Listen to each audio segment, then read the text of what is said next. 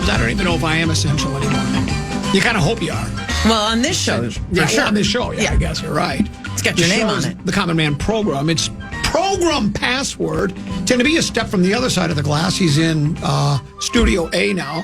Phil and Fuller is in Master Control Studio. He's hosting. Yeah. It's Tenna B and Common versus Lil B and Marnes. It's been a good game. Yeah, very good game. Very good game. It's been very close. Our score is... We got to pump it up a little bit around here is what we need to do. What's our score? 48-37. Not enough gyrating, if you ask me. I'm sorry, not is enough, that right? Not enough crotch chops, not enough gyrating. All right. I need a little bit more. All right. Max, you asked and you shall receive. Thank you. I will step up. You're a generous and kind I man. have children. All right, it is 48-37. We ready for the second half, y'all? Let's go. Play. All right, Common and You can Marnie. always remind people you can watch Program Password second half at KFAN.com/watch. KFAN.com/watch. You can watch every program password ever. Like ever that ever has existed in history. KFAN.com. Gyrations incoming soon. I can't wait. All right, Marty and Common taking a look at the iPad. The password is gang. All right, Common, Tenabezi. Y'all got the option. What it is, what it do, what's Gucci, what's good.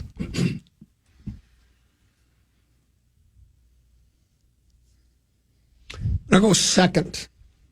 All right, Marnie and Barb with a chance for 10.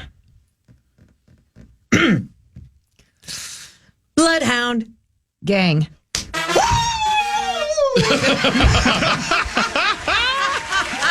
Let's go! There was some head and face motions that I think might be illegal there that we need to... Oh, come You're on. doing Bloodhound. Oh, Making sure it's known as a dance. Bloodhound Gang. It's not a dance. Me, baby, It's ain't a nothing but song. mammals, so let's It's a do it like they theme do it on the song to a Discovery Channel. TV show. I think that's... I don't even know the Not TV show. I just know those two words go together, and that's why I We're said the it. Bloodhound Gang. Yeah, I don't know what that is. I thought you were doing the song. I don't know what that is That either. is- Bloodhound the Gang? song. You and me. Max, you know that song, right? No. Do you I don't know a think different I do. version of the Bloodhound Gang?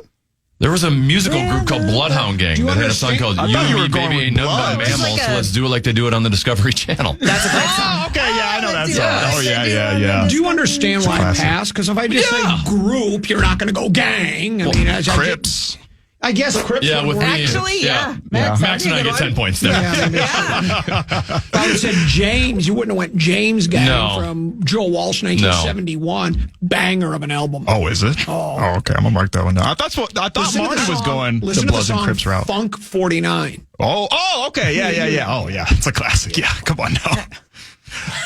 All right, Marty and Burb. You should have have done a Chain Gang with me. 58-37. Yeah. He's going to sang it. Back on a train.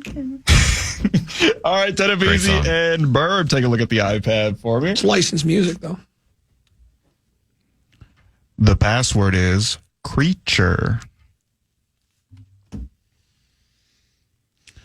All right, Tenna and Common, you guys are going to have the option. How for at least a little far are bit. we down? How many points? It is 58-37.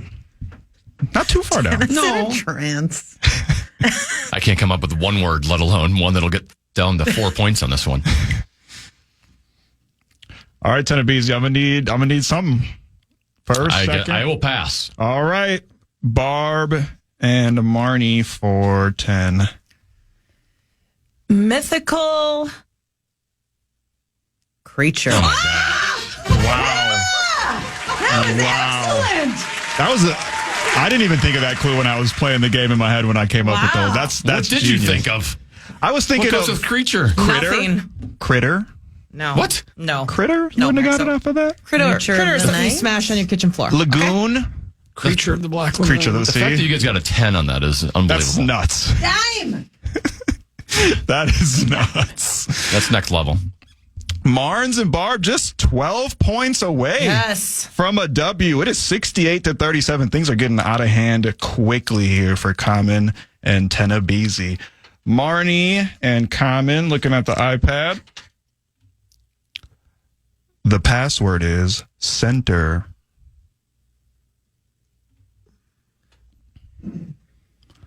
All right, Common and Tenna, you guys going to have to go on a little bit of a Yeah, we're run going to here. go first. All right.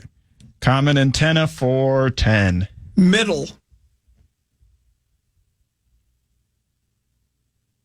Average. Marnie and Barb for 9. Target. Center. Is that a bad clue? Middle? No, I thought of center right away when you said it. I immediately thought median. I'm like, this ain't going to be median. Well, you never know. It's not Would you have said center after middle? Yes. I wish we were teammates today. Gobert. No, I wish Marnie and I were teammates today. Look at dissension now. We're in trouble. This would be quite the choke job by them if they gave up this lead. Yeah. I mean, this Okay. would be really bad. Not going to work, Tana. Yeah, not going to work. Don't even go there. Anything's possible. Not going to work. But it is 77 to 37. Any correct answer from Barb and Marnie wins them lay game. All right. I believe it's 10 of B. Lay game. It's for our international viewers out there. 10 of BZ. And so the winner goes a lejeune. Ooh, I like Yeah, that. yeah. Yes, sir. We.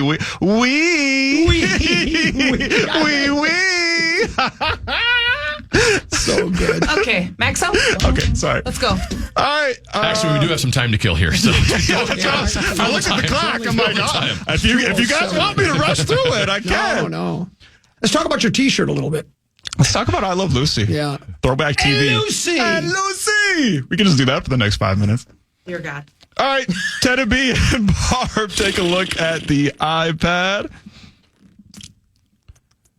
The password is poker. All right, Tenabeezy, this is a huge decision. Could decide everything.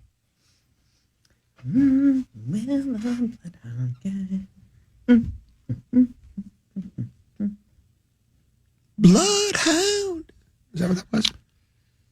feel like it's a 9-pointer. I'll pass. Okay. Barb and Marnie for 10 and the dub. Rounders. Movie. No. Tenna and Common for 9. Anti.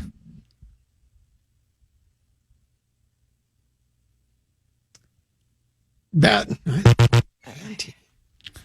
Barb and Marnie for 8 in the win. Chips. Yeah, I know it. I know where you're going. That's what I thought the word was. Put them right here. All right, Tenna and Common for 7. I know. Game. Oh, shoot. Poker. Yes. I know. I know. You should have gone Gaga I was with her. thinking about the bet specific. I was thinking about what is another name for placing your bet.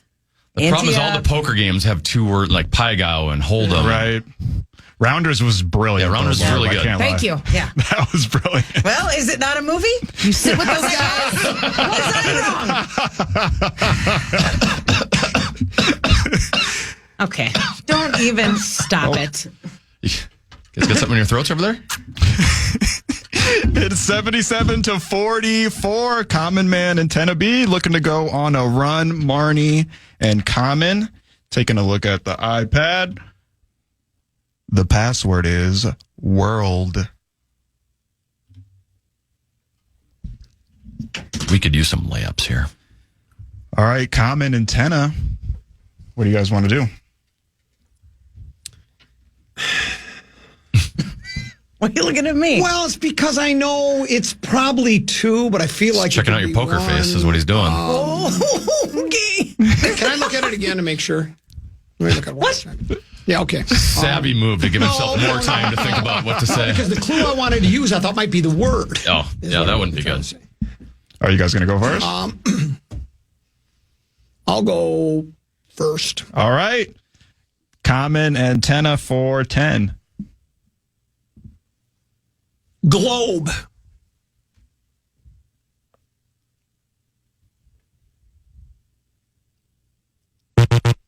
Can't believe I didn't say anything. Marnie Same. and Barb for 9 in the win. Wayne's. World. Yeah. I was going to say world. thought it was I was going to say world. Yeah, and then last second I thought Earth. Yeah. And then I panicked and didn't say anything. Earth. I didn't. That's Tough it. game. I didn't know if I was going to go with world or Earth. Yeah.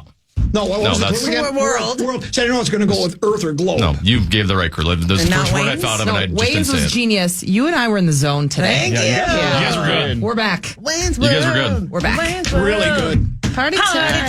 time. And- Excellent. And here's what I'll tell you. Here's what I'll tell you. This dispenses the silly theory. Oh, rust.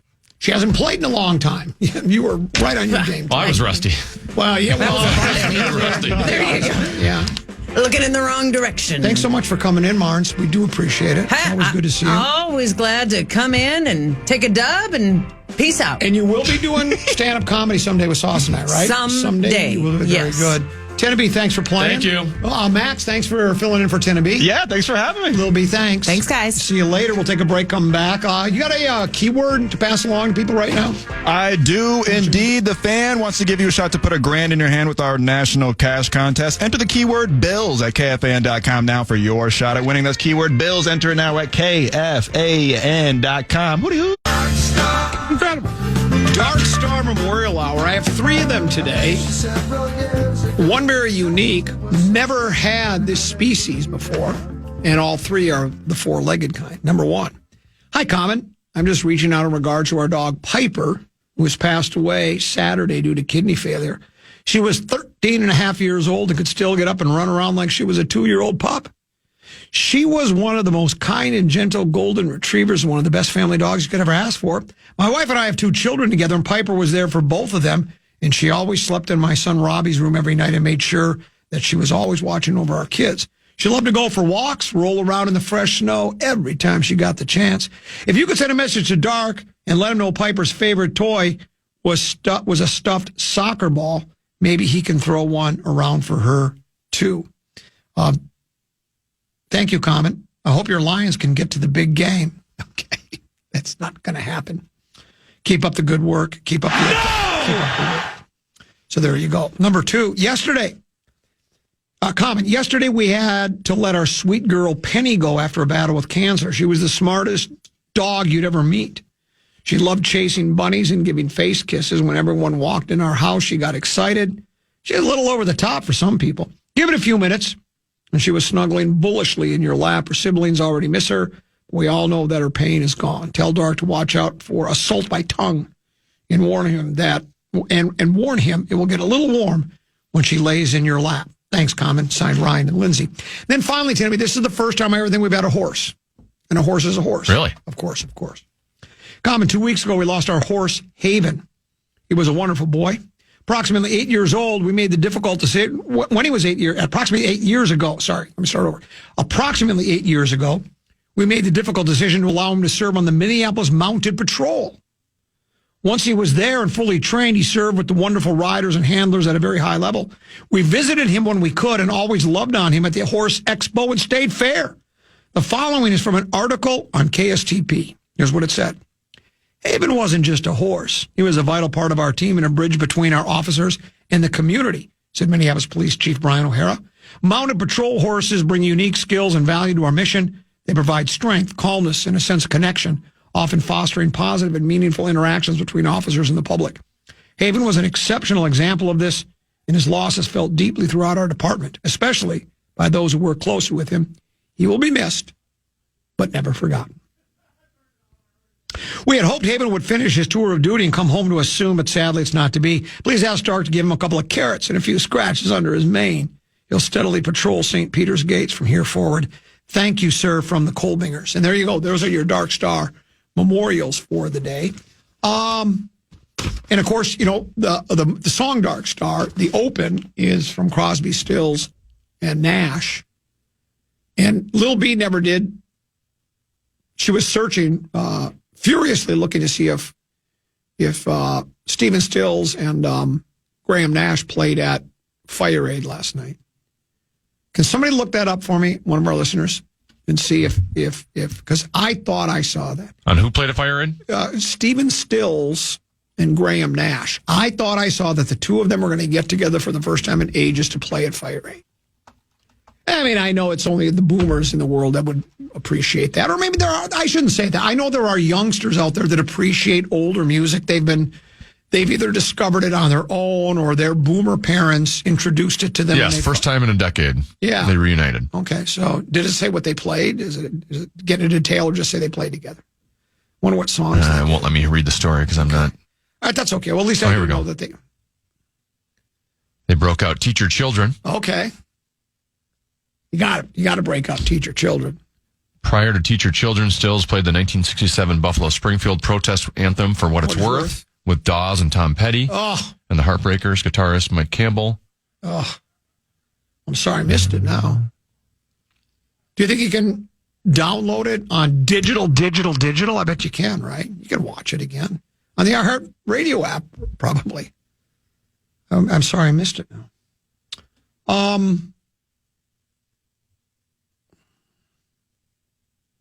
I saw this headline from the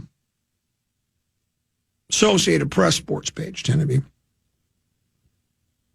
Max Scherzer agrees to a $15.5 million one-year contract with the Toronto Blue Jays, the source tells the Associated Press.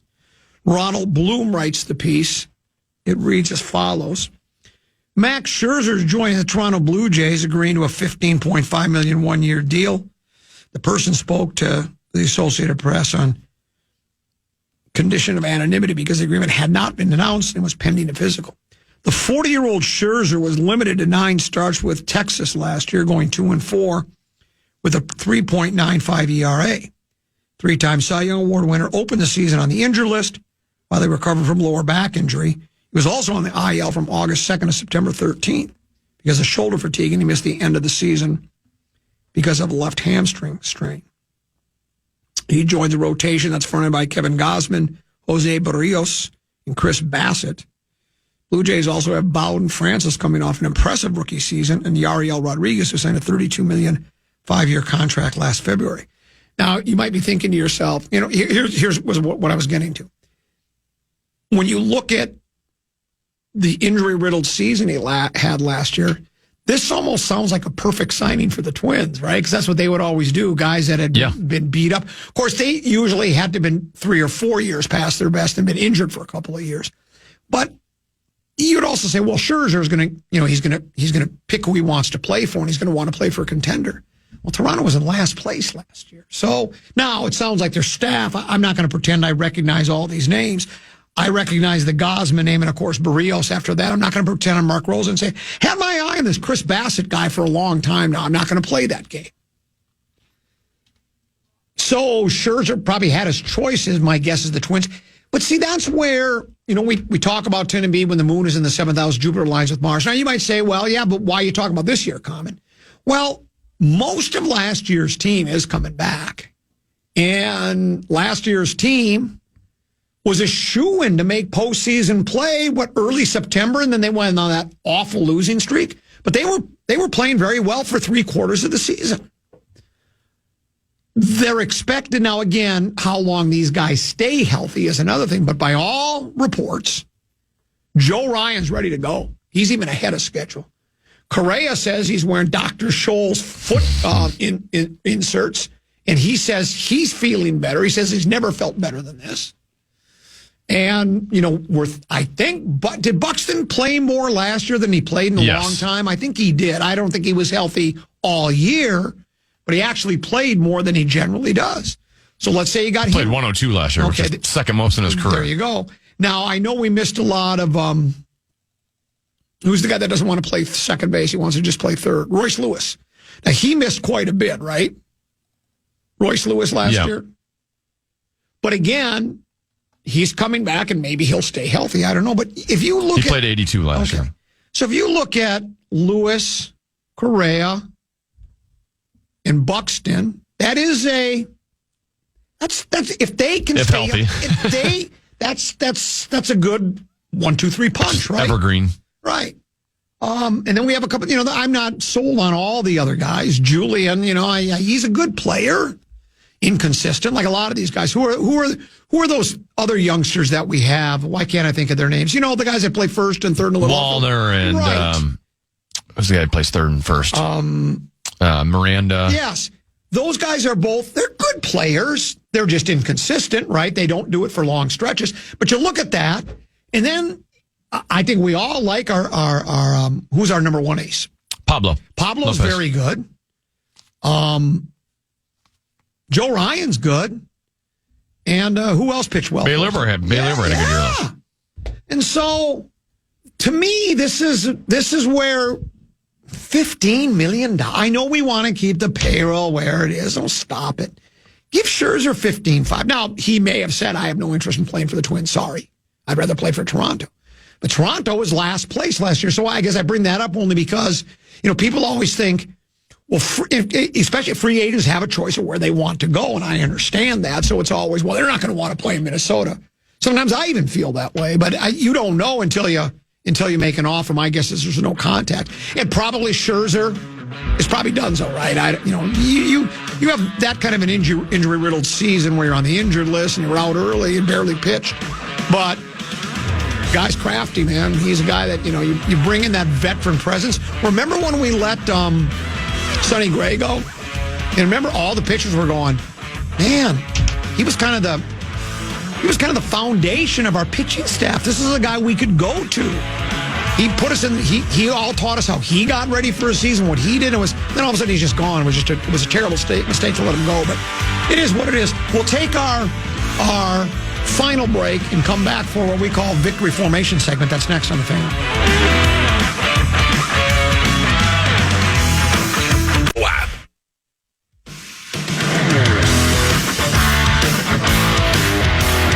Join me, Brandon Molesky, tomorrow, 6 p.m. at Tom's Watch Bar for a KFAN Wild Watch Party. We'll have all the games live on the big screens, including your hometown hockey team, delicious food and drinks, and your chance to secure exclusive KFAN swag. And you can enter for a chance to qualify for Wild tickets. Get all the details now at KFAN.com. Keyword calendar. Yeah, but I got a sweet deal for one lucky listener out there. 5 Iron Golf is in the North Loop. TrackMan Technology.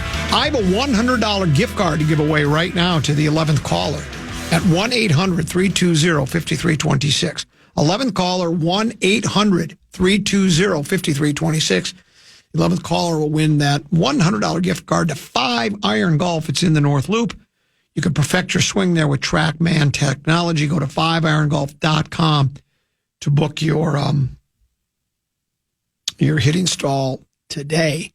I will be hosting the 5 Iron Golf grand opening. That'll be this upcoming Thursday from 5 until 7.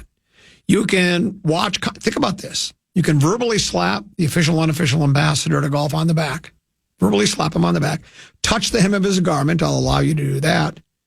You can watch me hit knockdown, punch, cut, fade draws. I might bring a handful of books. There aren't many left. I'm at just under 100 books remaining. And I'll be selling those cheap table leg levelers you're probably more familiar with.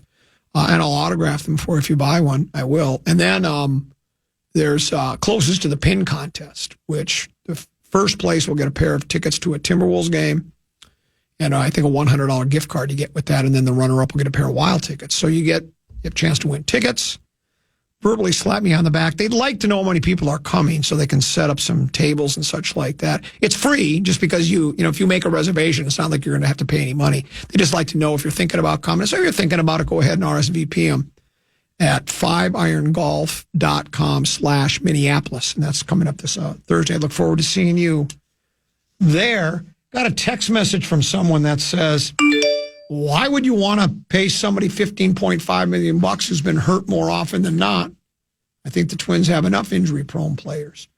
Well, to me, because of the pitcher's pedigree, I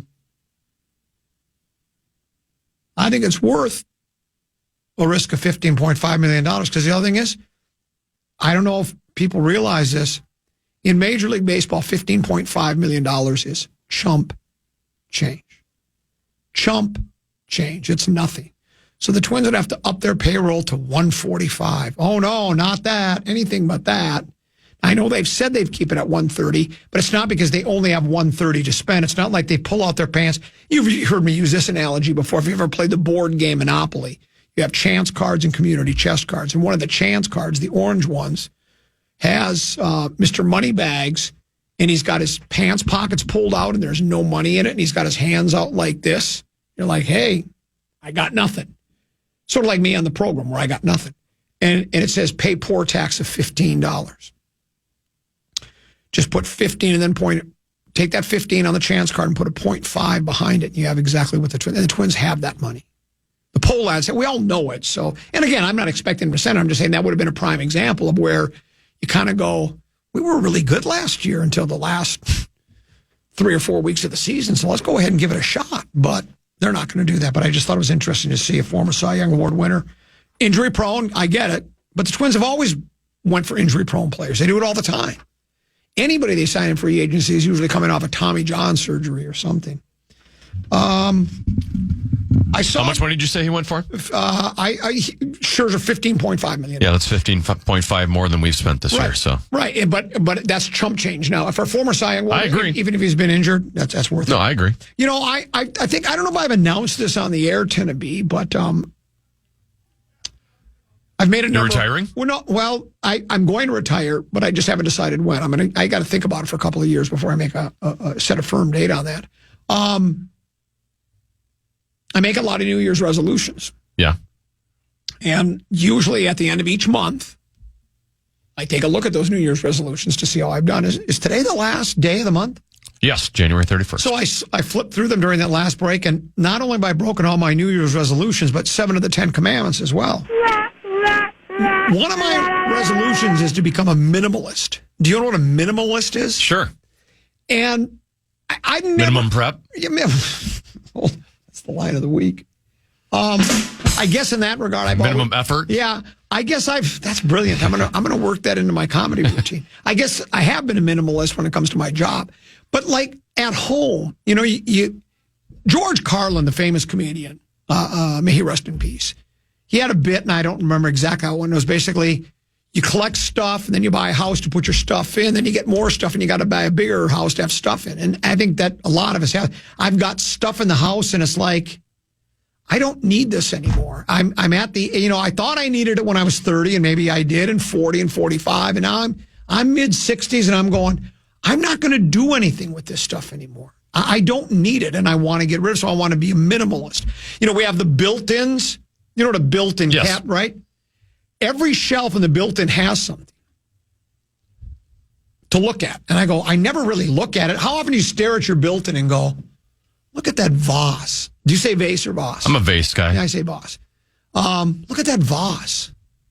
Boy, I like that vase. Maybe I should look at it a little longer. So it just sits there. And then when I dust, I probably don't do it often enough, but once a month, I dust and vacuum each level of the house. And so it's more things to dust, and it doesn't make any sense, and I don't look at them, and why are they there, and this and that, and the other thing. But it would also feel weird to have a built-in without anything in them. No, but I'm just, not every shelf has to have something. Like my dad has his wood carvings. Well, I could now, instead of having the wood carvings on 2 of them, I could maybe have them on 3 and have every other one empty. You're right, I wouldn't want them all empty, but I think some would be okay.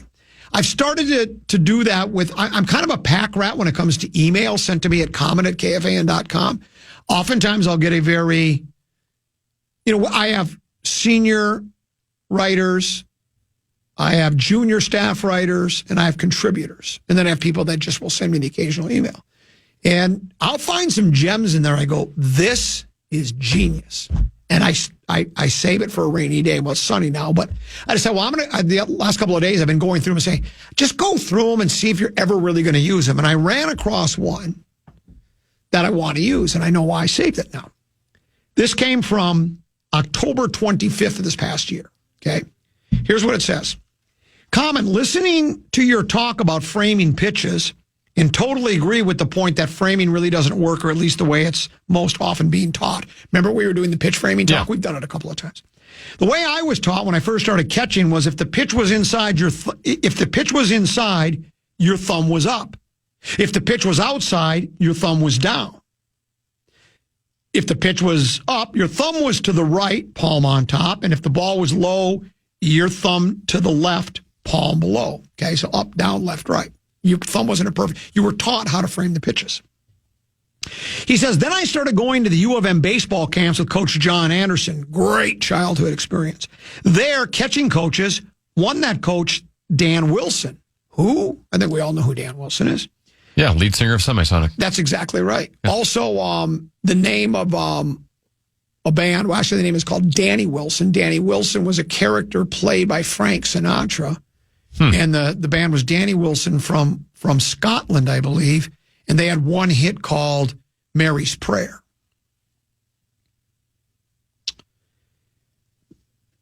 Their catching coaches said that was old school way to frame pitches, and it didn't work. They taught, always keep your hand on top of the ball. This was considered a new school at the time, and the reason was if your hand is always on top, the dugouts have a harder time telling if the ball was inside or outside. The dugouts can tell if it's high or low, but once the catcher turns his glove, the dugouts now know inside or outside. New school, at the time, taught to stick the ball and not move it. If it's close and you're not trying to fool the ump, you might just get it or he'll miss it.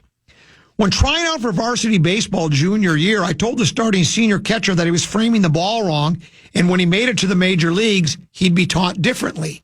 He laughed, chuckled, and shrugged it off like he did most things, but I don't think the coach appreciated me saying this. The high school taught it one way, and I tried to say it was being taught a new way.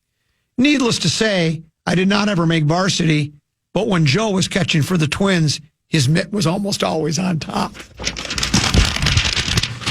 That's a long way to go.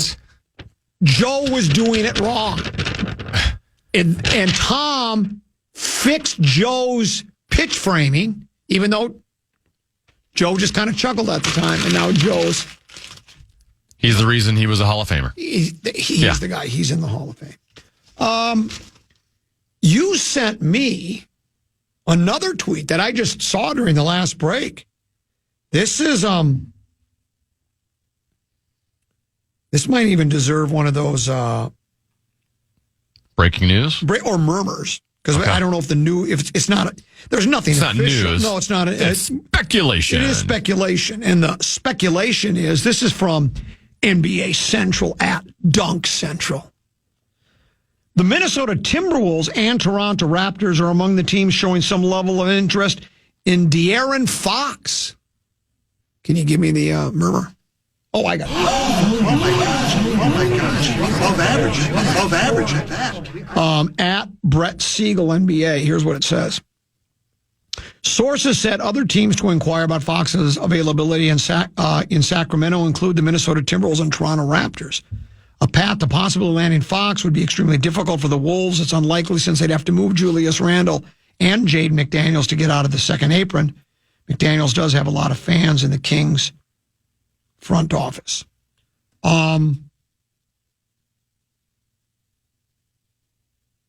does become the conundrum. You can have an interest in a player, and it could be, now, I'm not going to pretend, I'm not going to pull a Rose and act like I know everything about De'Aaron Fox. I know he's a talented kid. And would he fit with the team? I don't know. I'll leave that to the basketball community. They would better understand than I do. I would think if the Wolves have interest and other teams do, he probably will fit just about anywhere. Since the Bodega Cat trade, it caught everybody off guard, I think. I mean, it was 3 or 4 days before training camp was to commence. Julius Randle still came with he was highly regarded. And then we also got the DiVincenzo, a three-point shooter guy. And then we got the other Oladipo Duad, whatever, Yabba Dabba Doo, whoever that was. I don't remember who it was. Dua Lipa, I think was the guy's name. And he's now gone. And then I think we got some kind of a draft pick as well. And Randall hasn't been awful, right? I certainly don't think he's as good as Bodega Cat. I mean, Bodega Cat's in the All-Star game and has been brilliant for the most part for the New York Knickerbockers. And last I checked, Julius Randle is not going to be in the All-Star game. And he did come up lame last night. He grabbed his inner thigh. So there may be some type of an injury issue there, whether it's serious or not. remains to be seen. I think when the Wolves first made obviously not every deal works. This isn't really meant to be a rip job on the Wolves, but that's the way it'll be taken. I think it's more than anything, it's just a buyer beware or trader beware, or before you start, and I was one of them, I have to admit, when Conley came and made the deal for Gobert, you'll remember telling me, I know your reaction. I know mine. I've repeated it many times. I thought, I don't like it, but I'm willing to try anything after 30 years, right? And for 2 years, the Gobert trade worked pretty good, especially the second year. Last year, they went to the Western Conference Finals before, and they weren't that far out of that game. All they needed to do was, did they win game 1 or game 2? All they needed to do was win game 3, game 4, and game 5 instead of lose game 3. Like we lost game 1 at home. Yeah. We just didn't need to lose game 3, game 4, and game 5. We needed to win those games. But we thought Conley was, this guy's a genius. I mean, he was the one who constructed, and he is, look, I'm not saying he's not a great basketball mind and can't recognize talent and how to put a team together. Hell, his team won the NBA title when he was with Denver. And then he takes the Timberwolves, and it's in the team's 30-plus years in existence, they've only been to 2 Western Conference Finals, and he was the one that put the team together, most of the team, to get to that second Western Conference Finals. And then, of course, we know the trade was due mostly, I think, to money. You know, it was that second apron that you're talking about in this tweet here. But it does go to show you that even guys that really understand how to put teams together don't always hit. Now, it still might be, you know, that this gelling thing that people were telling me to be patient. I was getting very impatient. You know, I'm like that kid at Christmas where you tear open one gift and instead of looking at the gift for a while, I want to tear open the other one right away to see what else I'm getting. I wanted to see this team pick up where they left off, and I was told be patient, let them gel. And I asked people, how long do we wait till we let them gel? And they said, about 20 games. Well, 20 games, there was nothing. 30 games, there was nothing. 40 games. Now it does seem like they're starting to gel a little bit. I mean, I'm still annoyed that the coach had to melt down during a film session to you know, basically shake the team up and say, guys, you can't play games. You can't start games like this. You have to play all 4 quarters. We know how to play. If you want to get to where we want to be, you've got to take it seriously. And you're not in Atlanta on a playground anymore. You're in the NBA and all the rest of the guys. But we make a trade, and, you know, Randall's got talent. But I guess what I'm saying is, the Wolves are already, and I'm sure these rumors don't come around without some validity to them, that they probably are looking at it, Conley and probably Finch, they're looking at it saying, I don't know if what we have right now, if that trade worked out as well as we wanted it to. Now, part of it is DiVincenzo was just starting to come around, especially because it was mostly when he got into the starting role, yeah. right? When Conley finally was, you know, the point guard Conley was starting to, you know, he just wasn't playing like he's 37 now, and he wasn't playing like he had been in previous years. So they put DiVincenzo in, and suddenly, okay, you know, we're playing better, and DiVincenzo started to play. So maybe everything will still be fine. Maybe all will be right with the world, and we won't make a trade for De'Aaron Fox. But even that they're having to think about it makes you think, well, maybe that trade wasn't the best. I know they had to do it for financial reasons, because there's more to that second apron, as we've talked about, at least from what I understood when I've read from a couple of basketball guys, that it's not just the money that you have to lay out, but when you get to that second apron, there are some like punishments levied on the team, like draft picks or, you know, signing other free agents or whatever it is. So, but I'm all for, I don't know if this mix of players, if we stood pat and you look at the rest of the West, I don't know if I'd say, hey, I'm ready. We got as good a chance as any. We could. Well, I think because Ant is terrific. I think what they've realized is offensively, they don't have enough depth and as much of a threat offensively with Karl Anthony Towns gone, right? So when you look at kind of like your main guys, Rudy Gobert, yeah, he's going to have games where he's going to get you 10, 12, 14, but he's not an offensive threat. He's a defense guy. Jaden McDaniels, he'll have a game or two occasionally where he can hit some open shots for you, but he's not a threat offensively. So when you already have like two guys in your starting lineup that are considered elite defensive players, but don't give you a whole lot of offense, now you need to make sure your other guys surrounding Ant are offensive threats. And, with Cat gone, or Bodega Cat, Julius Randle is an offensive threat to a certain extent, but it's not really within a team construction. Yeah. And as you just mentioned, Conley is showing signs of aging. Yeah. So there's some games where Anthony Edwards is getting a lot of attention and he gets stifled, and when that happens, they can't score. And obviously De'Aaron Fox is, a point guard who is elite offensively, and maybe they look at that Dallas formula and go, all right, well, De'Aaron Fox is our Kyrie Irving, and then Ant's going to be our Luka Doncic.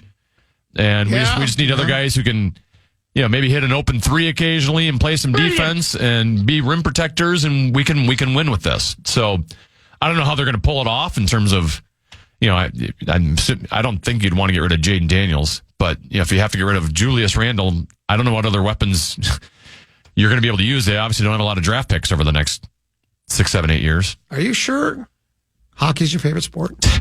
The way you're breaking this down, you should be like an NBA coach. It's not that complicated. Well, no, I know, but just still, man, just the way it's like, you should do like an NBA podcast. Put it on the air. If Max wants to invite me to be a guest. Yeah, be nice. I like the way you summed that up very nicely. I like that. That's very good.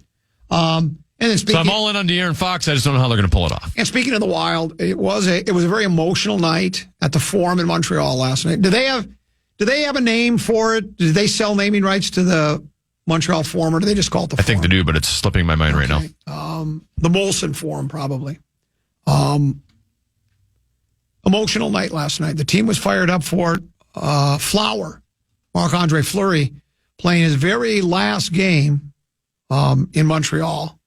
His hometown, right? He grew up just outside of Montreal or near it's the Bell Center. I should have known that. Isn't he right outside the... he grew up in the area. Yeah, he grew up in the area. Played his last game. There was a standing ovation that went on for, it seemed like almost a couple of minutes. And he was very appreciative of it. There was a lot of blubbering going on. Well, even after the game, the Canadians players waited at center ice and all shook his hand one by one, which you don't see handshakes in the NHL unless it's a playoff series ends. Yeah. The Montreal coaches stayed out there to shake his hand. He came back out because he was the first star of the game, so he came back, jumped back on the ice, and I've never seen an opposing crowd cheer on the way they cheered on Marc-Andre Fleury. Did you get misty-eyed watching? No. See? I'm an emotional person. I get misty-eyed easy, but that did not do it for me. Yeah, I only get misty-eyed at Kung Fu Panda 1, 2, and 3, and a couple of other children's animated movies. That, you talk about victory formation segments. That was taking a knee. I only get misty when I decline to answer in program password for the game, with the game on the line. And I just don't even give an answer. That's when I get misty. Have you ever heard of a movie called Play Misty for Me? No. Look it up. It's a little late now. It's about a radio disc jockey. Well, I didn't mean for now, but I'm just saying just for your own curiosity. It's a movie about a disc jockey. Thanks for having me. Hey, great job. You as well. We enjoyed a visit with you today and all week. We're back tomorrow, Monday at 12 noon. Stick around. Big ticket. I think JG. They're coming up next here on The Fan. Mrs. Calabash, wherever you are. Well done, young man. Listen back to any of Common Man's programs by podcasting on the iHeartRadio app or KFAN.com.